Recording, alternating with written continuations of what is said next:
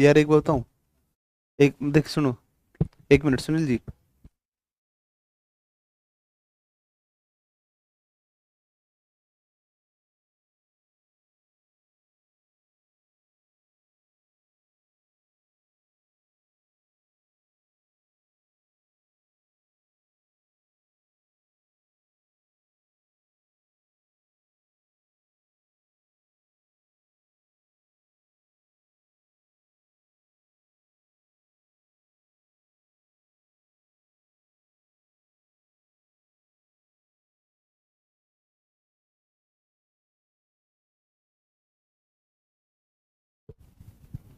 केवल सिर्फ लाइव उसको कर देने से थोड़ी ना होता है।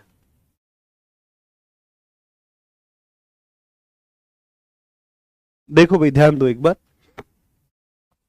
ये चेक नहीं किया कि आवाज नहीं आ रही है ना, सीधा लाइव कर दिया।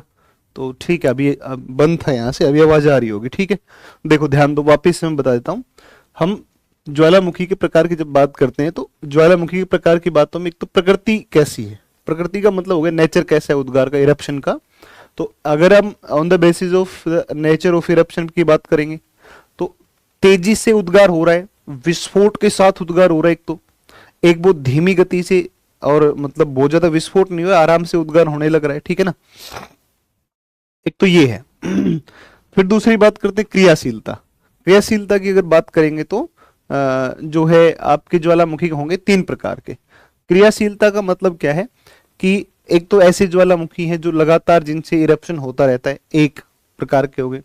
दूसरे एक होते हैं दूसरे जिसमें होता है मृत ज्वालामुखी, कि इरप्शन हुआ, बंद हो गया, दोबारा इरप्शन नहीं हो रहा है, और भविष्य में इरप्शन की संभावना या उद्गार की संभावना भी नहीं है। इस तरीके के होते हैं दूसरे, जिनको मृत ज्वालामुखी कहते हैं। और एक होते हैं जिनको बोलते हैं डोरमेंट बोलते हैं, है ना। और डोरमेंट ऐसे होते हैं, सुसुप्त ज्वालामुखी होते हैं, उद्गार हुआ बंद हो गया, भविष्य में कभी भी उद्गार हो सकता है, होने की संभावना है।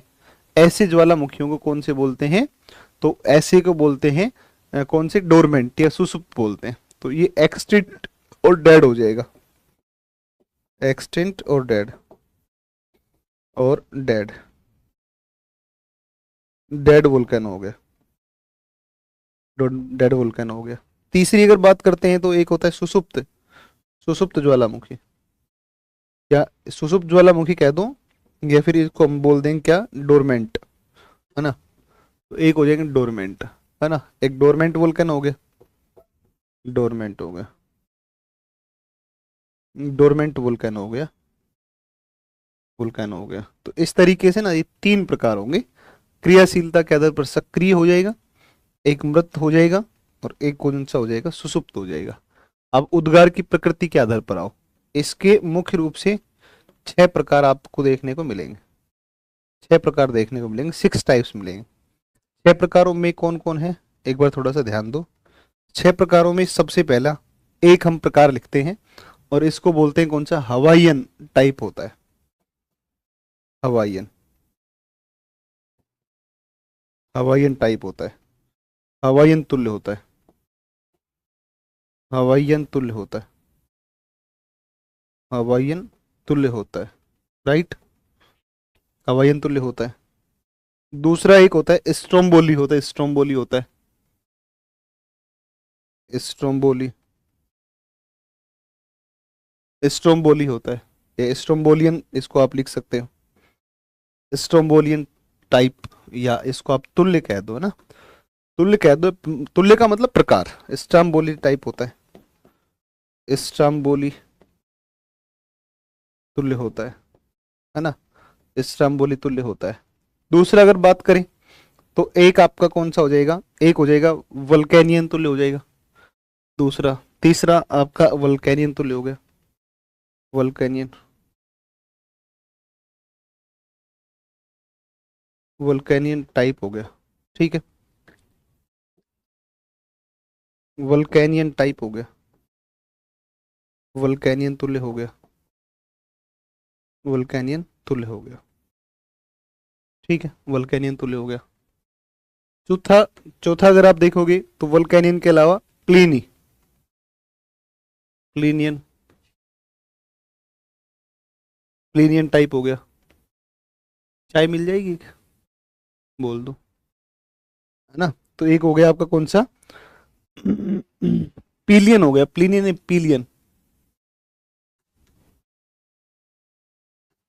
पीलियन टाइप, पीलियन टाइप हो गया, पीलियन टाइप हो गया, ठीक है, पिलियन प्रकार हो गया, या पिलियन तुल्य हो गया, पिलियन तुल्य हो गया। पांचवा एक और प्रकार होगा, लिख लो ऐसे ही, जैसे मैं लिखवा रहा हूं वैसे ही लिख लो। एक बार जो है एक बार ऐसे ही लिख लो, फिर इसके ऊपर अपन बात करते हैं ना, कैसे कैसे क्या क्या चीजें इसके अंतर्गत होंगी, ठीक है। एक बार आप लिख लो, आप ना कमेंट प्लीज मत करो, कुछ समय के लिए रुक जाओ, इसको लिख लो, फिर आपके मैं बातें सुन लूंगा कि अब कमेंट करो भाई, तो फिर कमेंट करना शुरू कर देना, ठीक है। एक होगा पीलियन होगा, है ना,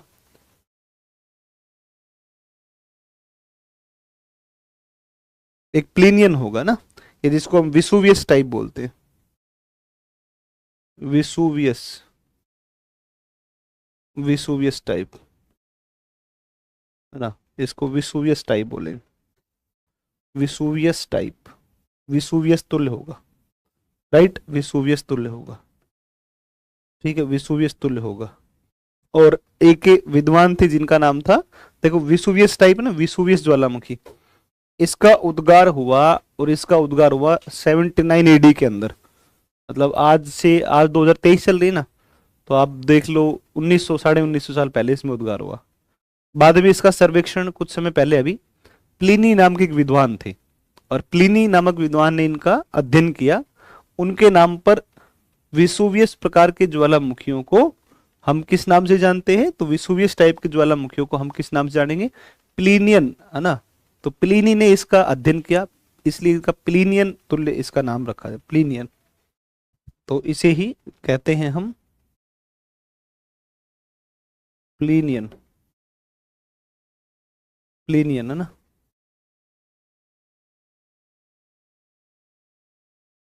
प्लीनियन तुल्य इसका नाम रखा है,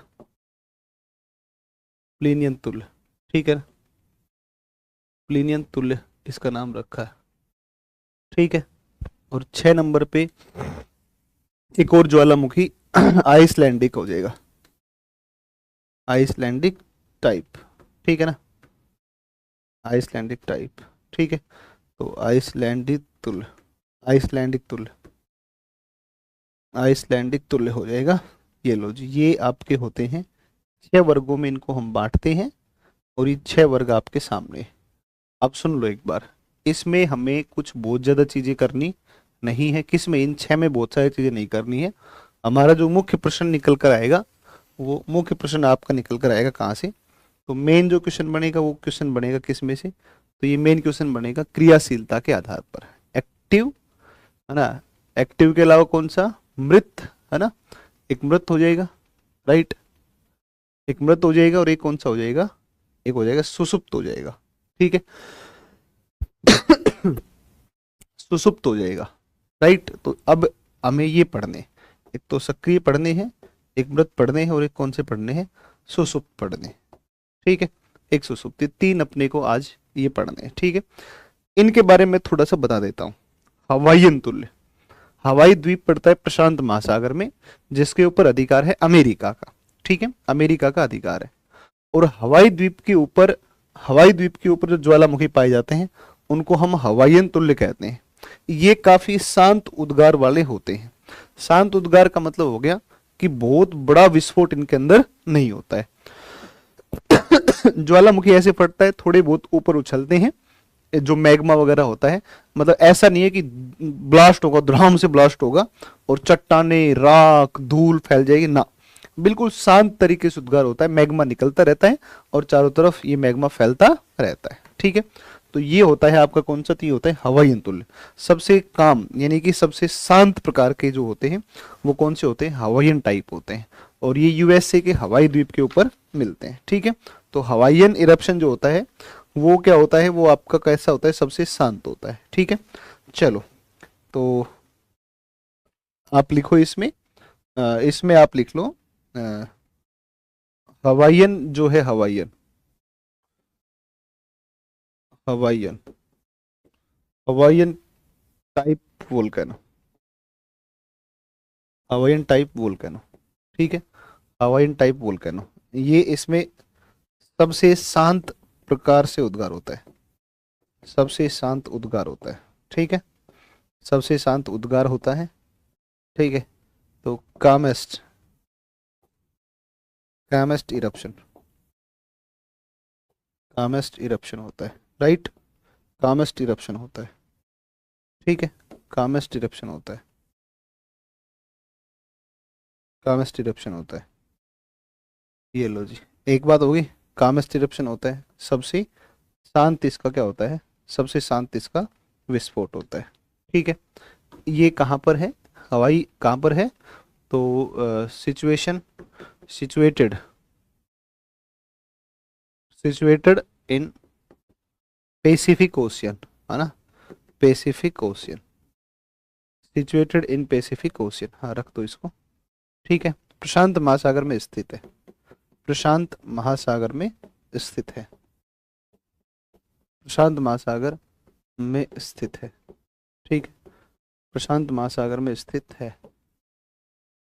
प्रशांत महासागर में स्थित है, राइट। प्रशांत महासागर में ये स्थित आएंगे। भाई अमेरिका का नेवी सेंटर केवल इस पे नहीं है, पूरी दुनिया में चारों तरफ अमेरिका ने अपना साम्राज्य फैलाया हुआ है ना। अमेरिका किसी भी देश के ऊपर, अरे भाई अमेरिका अमेरिका इसलिए है ना, इसलिए ना उसका पूरा जलवा है, हर जगह पे नेवी बेस है, कहीं भी चले जाओ दुनिया के अंदर, यूएसए की नेवी हर जगह पे तैनात है, अगर कहीं भी दुनिया में अटैक किसी भी देश में करना होता है वो कहीं से भी अटैक कर सकता है ना। हाँ। नहीं नहीं, वो मैंने डायग्राम बना दिया था और सारे स्ट्रक्चर वहां पर आपको दिखा दिए थे, ठीक है ना। तो आपको ना नोट्स वगैरह कुछ प्रोवाइड इंस्टीट्यूट से हुआ होगा, नहीं हुआ होगा तो करवा देंगे। तो उसमें जो है ना आप पढ़ लेना, ठीक है ना। चाय पीऊं जब तक आप इसको लिख लो, है ना, मैं चाय पी लेता हूँ 1 मिनट में। रिंग ऑफ फायर आगे पढ़ेंगे, ठीक है, रिंग ऑफ फायर को आगे पढ़ेंगे। डिस्ट्रीब्यूशन ऑफ वोल्केनो, समाजवादी पर कान पे मारूंगा एक, इसको ब्लॉक कर दो, इस छोरे को ब्लॉक करो, ये जो है ये पार्टीबाजी कर रहे हैं यहाँ पर क्लास में, ब्लॉक कर दो इसको, कर दो ब्लॉक, अरे कर दो आप, हाँ बस।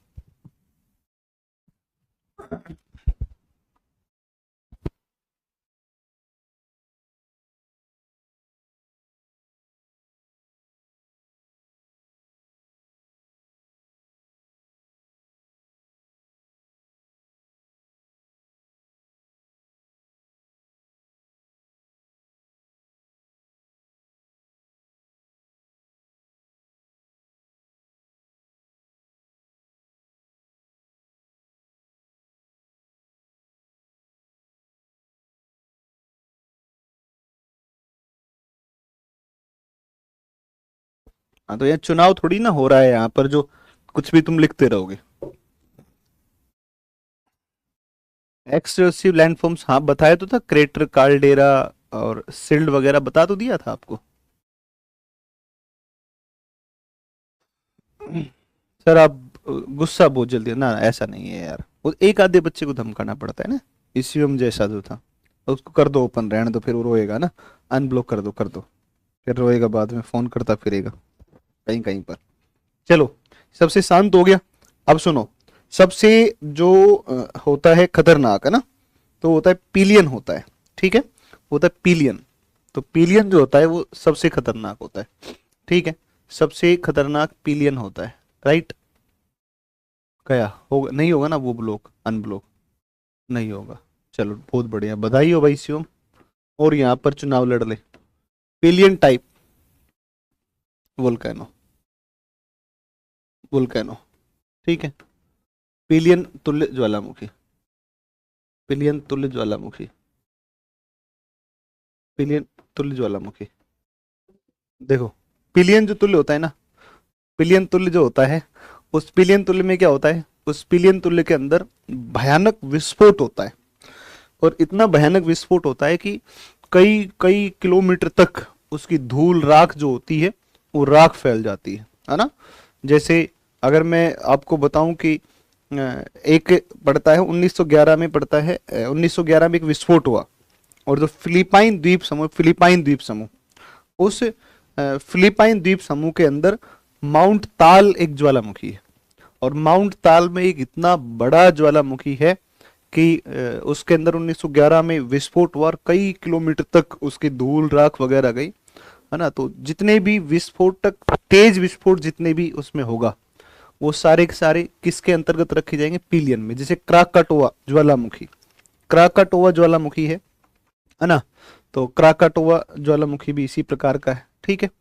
तो आप एक चीज को समझो कि सबसे विनाशक, है ना, सबसे तेज विस्फोट, है ना, सबसे तेज विस्फोट के साथ एक्सप्लोजन बहुत तेज होता है ना। सबसे तेज विस्फोट के साथ उद्गार होता है, उद्गार, ठीक है ना। Good morning. सबसे तेज विस्फोट के साथ उद्गार होता है ना। तो आप कहोगे, लिखोगे आप इसमें, तो मैसिव एक्सप्लोजन इरप्शन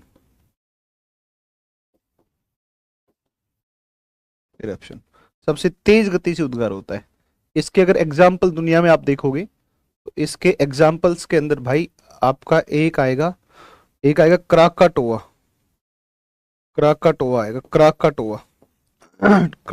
आएगा।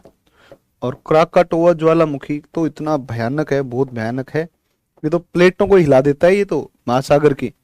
क्राकाटोआ ज्वालामुखी इंडोनेशिया के अंदर है, इंडोनेशिया में 2004 में आई थी ना सुनामी, इंडोनेशिया में 2004 की सुनामी इसी की वजह से आई थी, इसी के फटने की वजह से प्लेट ही ऊपर नीचे हो गई थी। इतना भयानक है ना कि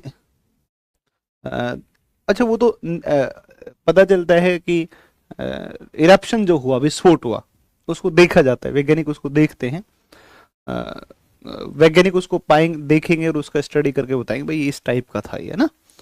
तो ये है। और जैसे माउंट ताल, तो माउंट ताल जो है, माउंट ताल वोल्केनो, तो ये है ना, ये आपका कहां पर, फिलीपींस में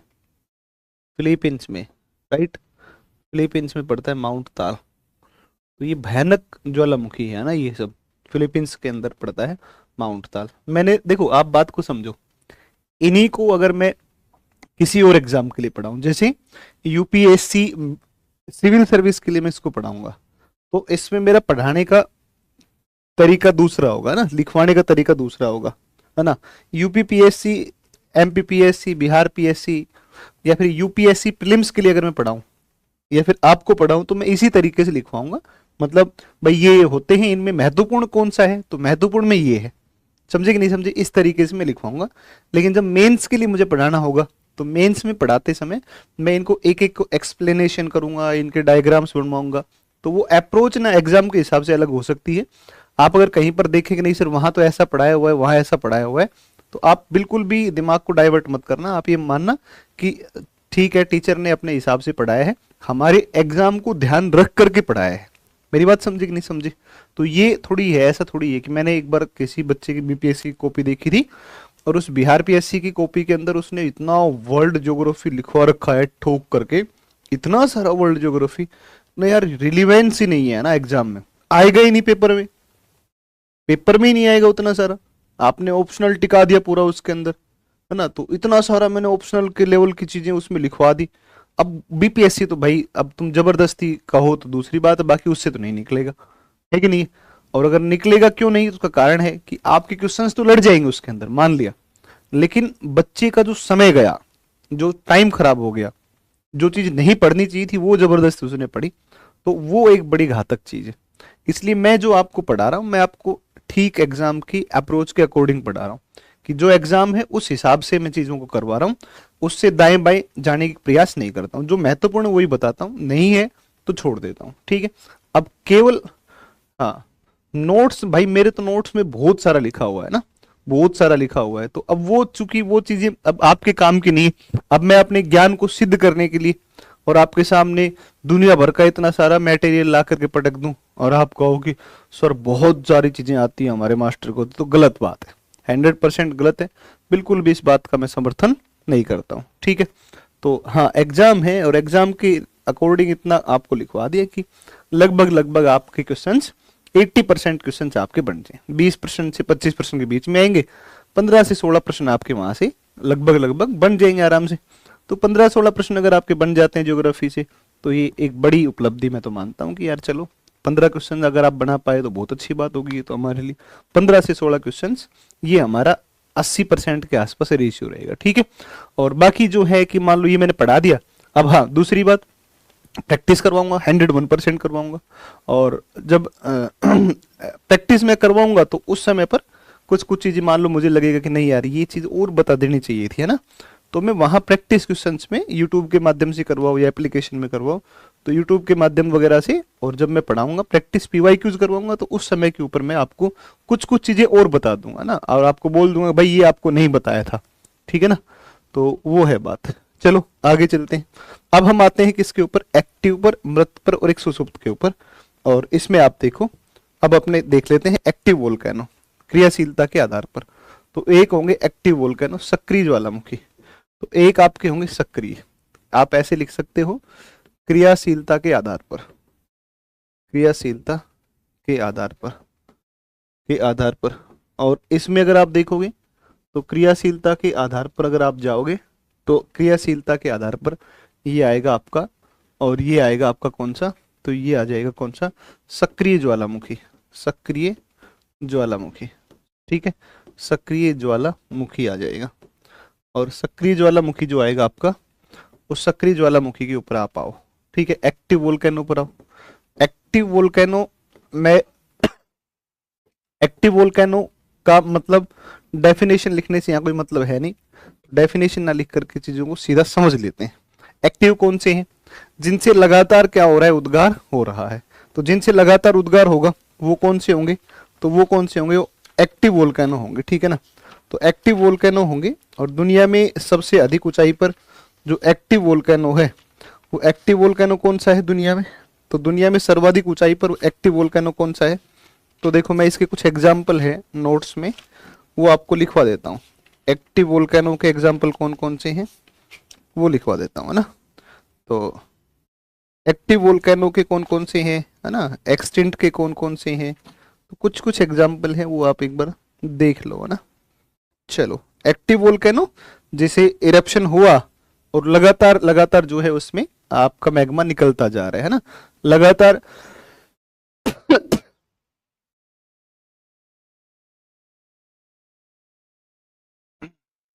अच्छा ठीक है, अपने करवाते हैं ना प्रैक्टिस, करवाते हैं ना, प्रैक्टिस करवाते हैं। तो देखो एक्टिव वोल्केनो जिनसे लगातार उद्गार हो रहा है, इनमें एक आपका आता है कोटोपैक्सी, कोटोपैक्सी, कोटोपैक्सी, ठीक है, इक्वेडोर देश के अंदर आएगा कोटोपैक्सी, इक्वाडोर में आएगा, ठीक है, इक्वाडोर में आएगा कोटोपैक्सी ज्वालामुखी।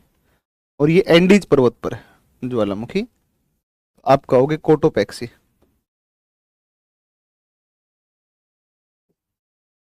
वोल्केनो। और ये जो कोटोपैक्सी है ना, ये इक्वेडोर में, इक्वाडोर, इक्वाडोर में, ठीक है, इक्वाडोर में है। और ये दुनिया का सबसे ऊंचा सक्रिय ज्वालामुखी है ना, दुनिया का सर्वोच्च सक्रिय ज्वालामुखी, दुनिया का सर्वोच्च सक्रिय ज्वालामुखी, highest active volcano of the world, सक्रिय ज्वालामुखी, ठीक है, दुनिया का सर्वोच्च सक्रिय ज्वालामुखी, highest active volcano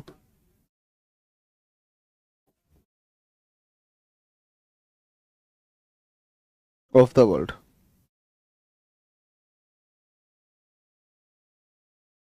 highest active volcano of the world. यहाँ पर आप आओगे तो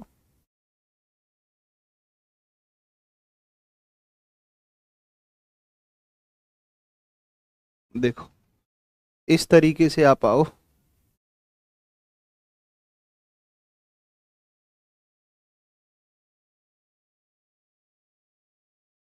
ये आपका पर्वत है, और ये सॉरी महाद्वीप है, इसका नाम है कौन सा, इसका नाम है कौन सा, तो इसका जो नाम आएगा, इसका नाम आ जाएगा आपका, इसका नाम है एंडी, सॉरी साउथ अमेरिका। ये साउथ अमेरिका है, साउथ अमेरिका, दक्षिणी अमेरिका है। और इस दक्षिणी अमेरिका के अंदर यहाँ पर एक माउंटेन है, और यहाँ पर एक माउंटेन है, इस माउंटेन का जो नाम है, इसका नाम है कौन सा, इसका नाम है एंडीज। एंडीज है, एंडीज माउंटेन, एंडीज माउंटेन है, एंडीज पर्वत है, एंडीज पर्वत है, राइट। ये एंडीज पर्वत है, और इस एंडीज पर्वत में यहाँ पर एक ज्वालामुखी पड़ता है, और यहाँ पर एक ज्वालामुखी है, इसी का नाम है कोटोपैक्सी, इसी का नाम है कोटोपैक्सी। तो एंडीज पर्वत के ऊपर आएगा कौन सा, कोटोपैक्सी। और यहाँ पर एक और पड़ता है, और एकांकागुआ, माउंट एकांकागुआ, माउंट अकांकागुआ। और Mount Aconcagua is the highest extinct volcano of the world, है ना। तो दुनिया का सबसे ऊंचा सक्रिय और दुनिया का सबसे ऊंचा मृत दोनों ज्वालामुखी एंडीज के अंदर आते हैं, है ना। तो दोनों ही इसके अंदर, एंडीज के अंदर आते हैं। दुनिया का सर्वोच्च, दुनिया का सर्वोच्च मृत ज्वालामुखी, दुनिया का सर्वोच्च मृत ज्वालामुखी, है ना, दुनिया का सर्वोच्च मृत ज्वाला। एक बार वेट करना please.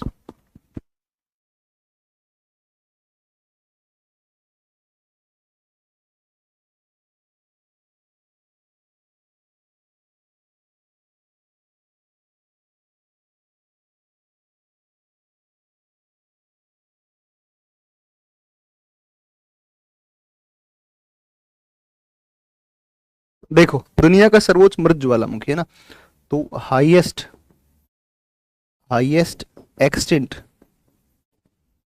Volcano of the world, है ना। Highest volcano, highest volcano highest extinct volcano of the world, extinct volcano of the world, ठीक है। तो दुनिया में सबसे ऊंचा जो मृत ज्वालामुखी होगा माउंट अकांकागुआ, ठीक है।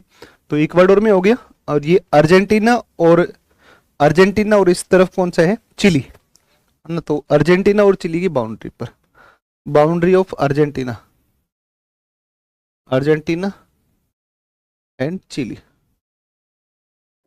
चिली, ठीक है। अर्जेंटीना और चिली की बाउंड्री के ऊपर आएगा, सक्रिय ज्वालामुखी है, और सक्रिय है कोटोपैक्सी, और मृत है कौन सा, तो मृत में आएगा आपका कौन सा, माउंट अकांकागुआ। अब आते हैं एक और, स्ट्रोम्बोली, स्ट्रोम्बोली,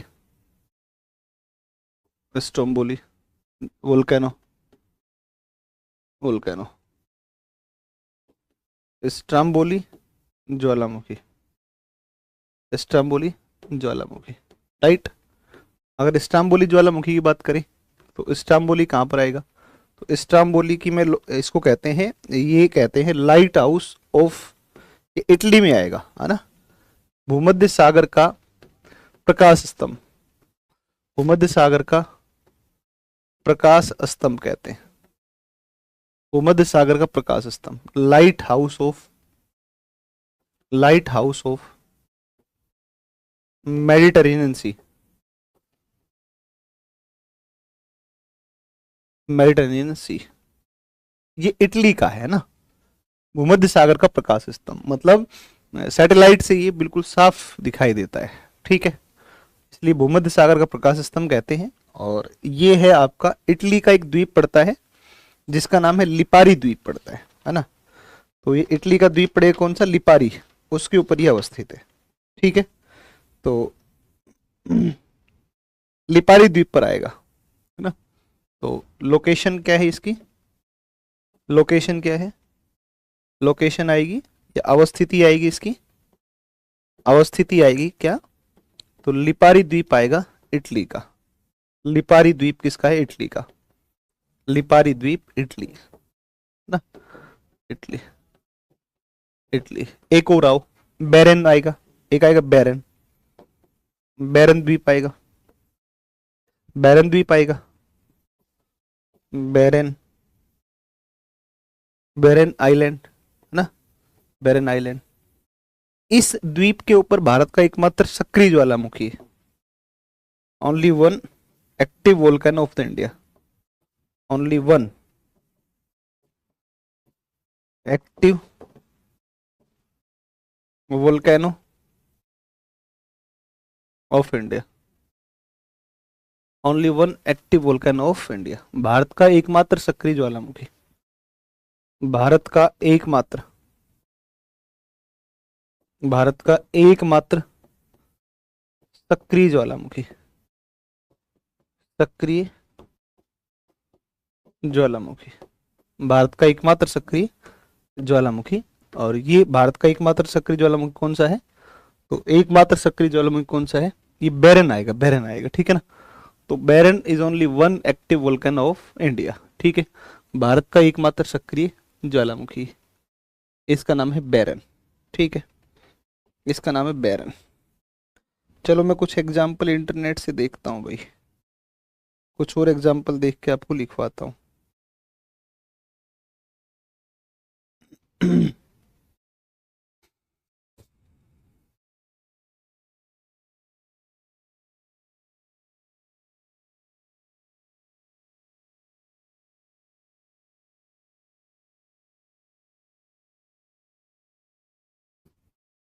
हाँ चलो एक एक करके कुछ और लिस्ट है एक, इसमें से आपको लिखवा देते हैं, ठीक है।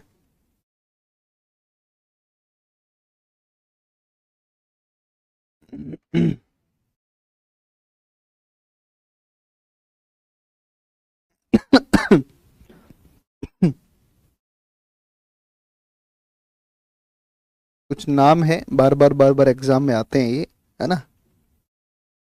चलो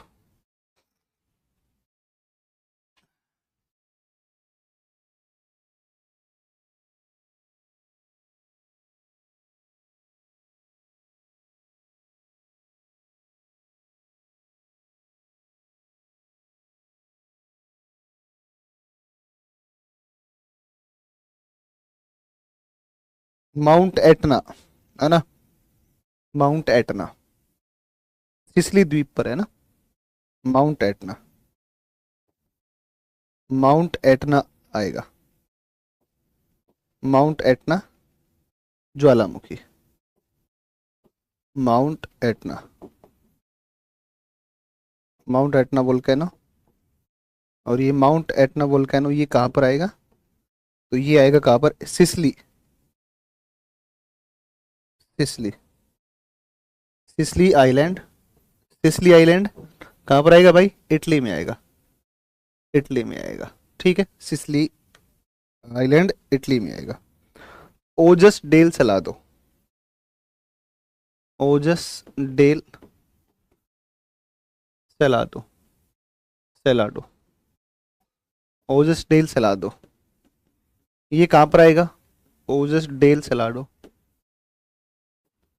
सेलादो, सेलाडो। ये ज्वालामुखी कहाँ पर आएगा, वोल्केनो, ये कहाँ पर आएगा, तो ये आएगा कहाँ पर, ओजस डेल सलादो कहाँ पर आएगा, तो ये आपका आएगा कहाँ पर, ये आएगा अर्जेंटीना चिली, है ना, अर्जेंटीना, अर्जेंटीना चिली, है ना, अर्जेंटीना चिली। कौन से माउंटेन पर, Andes mountain, Andes mountain, Andes mountain के ऊपर आ जाएगा ये, ठीक है। इसके बाद आते हैं, इसके बाद आते हैं, और इसके बाद आते हैं आप, और आप देखो भाई बड़े बड़े ज्वालामुखी ने, ये 4 5 6 ज्वालामुखी थे, चलो ये 4 5 6 ज्वालामुखी थे, ये सब आपके कैसे हैं, एक्टिव वोल्केनो। अब अपने आते हैं किसके ऊपर, अब आते हैं डोरमेंट के ऊपर आते हैं, है ना, सुसुप्त पर आते हैं। तो आप 2 नंबर पे लिखो सुसुप्त ज्वालामुखी, सुसुप्त ज्वालामुखी लिखो। और सुसुप्त ज्वालामुखी की अगर बात करोगे तो सुसुप्त ज्वालामुखी डोरमेंट, डोरमेंट वोल्केनो। और डोरमेंट वोल्केनो की बात करोगे तो देखो ऐसे ऐसे ज्वालामुखी जिनके अंदर बार बार क्या होता है, जैसे एक बार विस्फोट हो गया अब वो बंद हो गया, फिर कुछ वर्षों के बाद फिर विस्फोट हो जाएगा, फिर बंद हो जाएगा, फिर विस्फोट हो जाएगा, फिर बंद हो जाएगा, फिर विस्फोट हो जाएगा, फिर बंद हो जाएगा। तो जो बार बार भाई, एक तो एक्टिव जो हमेशा जिनसे उद्गार थोड़ा बहुत होता रहेगा, एक तो हो गए आपके एक्टिव हो गए। दूसरे कौन से हो गए? दूसरे जिनमें उद्गार हुआ फिर कभी दोबारा उद्गार नहीं होगा, मृत हो गए। और एक बच गया कौन सा? जिनमें उद्गार हुआ फिर बाद में उद्गार होगा, फिर कुछ बाद में होगा, फिर कुछ बाद में होगा। तो एक गैप के बाद में बार बार जिनसे उद्गार होता है वो कौन से होते हैं? तो वो कौन से होते हैं? आपके सुसुप्त होते हैं। सुसुप्त की श्रेणी में अगर भारत में आप देखोगे तो नारकोंडम है ना। तो जैसे इसके एग्जाम्पल में आप देखोगे तो इसके एग्जाम्पल जो आपके होंगे, एग्जाम्पल में आप लिख दो, और एग्जाम्पल्स के अंदर उदाहरणों के अंदर आपका एक आ जाएगा, और एग्जाम्पल में एक आएगा जिसको अपने बोलते हैं कौन सा? जिसका है नारकोंडम। नारकोंडम है, नारकोंडम, नारकोंडम वोल्केनो, नारकोंडम है, ठीक है। और नारकोंडम जो है ना, नारकोंडम ज्वालामुखी, वो नारकोंडम ज्वालामुखी जो आएगा ना, इसको देखो, ये अंडमान निकोबार में, अंडमान निकोबार में भारत का एकमात्र सुसुप्त ज्वालामुखी। अंडमान निकोबार में भारत का एकमात्र सक्रिय सुसुप्त ज्वालामुखी भारत का।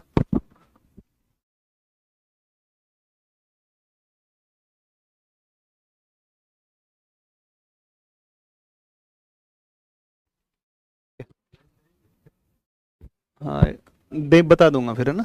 भारत का एकमात्र सुसुप्त ज्वालामुखी, एकमात्र सुसुप्त ज्वालामुखी, सुसुप्त ज्वालामुखी, ठीक है। भारत का एकमात्र सुसुप्त ज्वालामुखी। Only one dormant volcano of India, ठीक है। जैसे देखो, एक क्राकाटोआ, ठीक है, एक एग्जाम्पल तो नारकोंडम हो गया। और अगर आप देखोगे तो एक है जिसका नाम है क्राकाटोआ, क्राकाटोआ वोल्केनो। तो क्राकाटोआ तो ये दुनिया में सबसे खतरनाक है, क्राकाटोआ। तो क्राकाटोआ जो ज्वालामुखी है ना, ये दुनिया का सबसे ज्यादा विनाशक ज्वालामुखी माना जाता है, डेस्ट्रॉयर माना जाता है ना। क्राकाटोआ सबसे भयानक माना जाता है। तो ये क्राकाटोआ सबसे भयानक माना जाता है। ये आपका पड़ेगा, ये पड़ेगा इंडोनेशिया, इंडोनेशिया, इंडोनेशिया में, इंडोनेशिया में, है ना। इंडोनेशिया में इसकी लोकेशन क्या है? ये महत्वपूर्ण क्वेश्चन है। इसकी लोकेशन क्या है? लोकेशन आएगी सुंडा स्ट्रेट, सुंडा स्ट्रेट आएगी, सुंडा स्ट्रेट आएगी, सुंडा जल संधि आएगी, सुंडा जल संधि। और सुंडा जल संधि जो है, सुंडा जल संधि जो है, वो सुंडा जल संधि की लोकेशन आप देखोगे तो यहां से आप चलोगे तो ये भारत हो गया, ये भारत हो गया। और ये यहाँ पर इस तरीके से हमारा मलय पेनिनसुला हो गया, मलाया प्रायद्वीप हो गया। और ये जो है इस तरीके से आपका आ जाएगा, ये सुमात्रा हो गया। और सुमात्रा के इस तरफ कौन हो गया? जावा, सुमात्रा और जावा। और यहाँ पर आएगा, ये आएगा क्राकाटोआ, ये यहाँ पर है क्राकाटोआ, क्राकाटोआ, क्राकाटोआ। और ये पड़ता है सुमात्रा, सुमात्रा। और भाई ये इस तरफ पड़ता है जावा। तो सुमात्रा और Java both are the islands of Indonesia, है ना। इंडोनेशिया का सबसे बड़ा द्वीप कौन सा है? सुमात्रा। तो सुमात्रा और जावा के बीच में क्राकाटोआ ज्वालामुखी है। ये सुंडा जल संधि है ना, ये सुंडा स्ट्रेट है, इसे बोलते हैं सुंडा स्ट्रेट, सुंडा स्ट्रेट बोलते हैं, है ना। ये मलय पेनिनसुला और ये इंडिया है ना। तो इस सापेक्ष में आप देखोगे तो ये होगा यहाँ पर, ठीक है। और एक चीज और नोटिस करो कि जब ये फटेगा यहाँ पर, तो ये फटेगा तो यहाँ पर क्या आएगा? भूकंप आएगा इस क्षेत्र में। और इस क्षेत्र में भूकंप आएगा तो भूकंप का परिणाम होगा सुनामी। तो यहां जब ज्वालामुखी फटेगा, सुंडा के अंदर क्राकाटोआ फटेगा, और क्राकाटोआ फटने के बाद में यहाँ पर भूकंप आएगा इस सतह पर। और इस सतह पर जब भूकंप आएगा तो सुनामी उत्पन्न होगी, और ये सुनामी भारत तक पर भी पहुंचेगी ना। और भारत तक पहुंचेगी, और भारत तक पहुंचने के क्रम में सबसे पहले कौन आएगा? इंडोनेशिया आएगा, सॉरी अंडमान निकोबार आएगा। अंडमान निकोबार के अलावा तमिलनाडु, उड़ीसा, आंध्र प्रदेश, तो ये सारे तट यहां तक क्या होंगे? प्रभावित होंगे जब यहां सुनामी उत्पन्न होगी। तो ये responsible for the tsunami of 2004। तो आप कहोगे 2004 की सुनामी के लिए जिम्मेदार।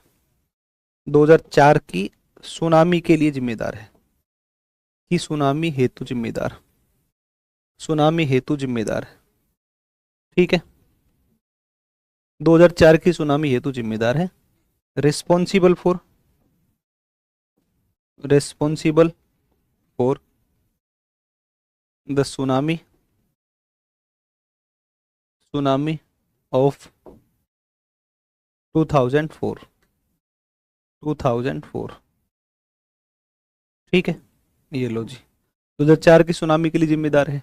और आओ आप, माउंट ताल, माउंट ताल फिलीपींस में, माउंट ताल, माउंट ताल वोल्केनो, ये कहां पर, फिलीपींस, फिलीपींस में। एक है आपका जापान के अंदर है, फ्यूजियामा, फ्यूजियामा, फ्यूजियामा, फ्यूजियामा ज्वालामुखी कहां पर है, जापान। फ्यूजियामा कहां पर है, जापान में। एक है हिबक, हिबक फिलीपींस में ही है, हिबक, हिबक, हिबक, हिबक है, हिबक, हिबक है, हिबक, हिबक ज्वालामुखी। ये भी कहां पड़ता है, ये भी फिलीपींस में पड़ता है, ये भी फिलीपींस में, फिलीपींस में। एक म्यांमार के अंदर है, और एक म्यांमार के अंदर एक पड़ता है, कौन सा, तो म्यांमार का है, म्यांमार का है माउंट ताल हो गया, फ्यूजियामा हो गया, हिबक, हिबक हो गया। एक म्यांमार के अंदर है यार, देखो नाम दिमाग में नहीं आ रहा है मेरे। हम्म, एक म्यांमार के अंदर एक ज्वालामुखी है। तीनों एक साथ फट जाएंगे तबाही नहीं आ जाएगी कितने बड़े स्तर के ऊपर, है भाई, कितने बड़े स्तर पर तबाही आ जाएगी, पता है तुम्हें, अंदाजा है कुछ, सब एक साथ फटेंगे तो।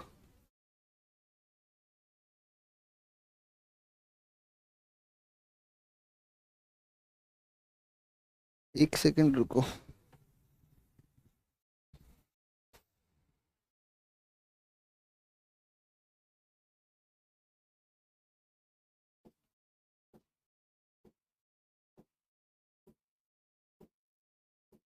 अच्छा चलो कोई बात नहीं, म्यांमार का जो है ना उसको अपने होल्ड कर लेते हैं ना, म्यांमार वाले को होल्ड कर लेते हैं। एक बार कौन सा है दिमाग में आना दो एक बार, है ना, फिर लिखवाता हूँ मैं आपको। इम्पोर्टेंट है यार वो, दिमाग में नहीं आ रहा है वो। चलो एक काम करते हैं, अगले लिखते हैं मृत ज्वालामुखी, मृत ज्वालामुखी, एक्सटिंक्ट वोल्केनो,